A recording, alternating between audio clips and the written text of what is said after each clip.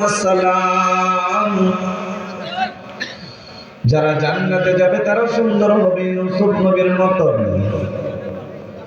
যে ইউসুফ নবীকে দেখিয়া মিশরের মহিলারা হাত কেটে ফেলেছিল, মিশরের মহিলারা তারা সব আলোচনা করতেছিল জুলাইখা কেমন করে ছোট্ট বালকের প্রেমে পড়ে গেল।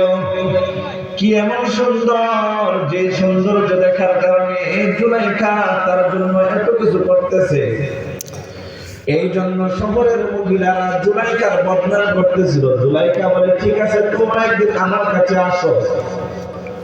তারা আসলো, জুলাইখা তাদের জন্য একটা সুন্দর আয়োজন করলো। আয়োজন করে মহিলাদেরকে পেট ভরে খাওয়াইলো। খাওয়াইয়া মহিলাদের সবার হাতে একটা করে চুরি দিল, আরেকটা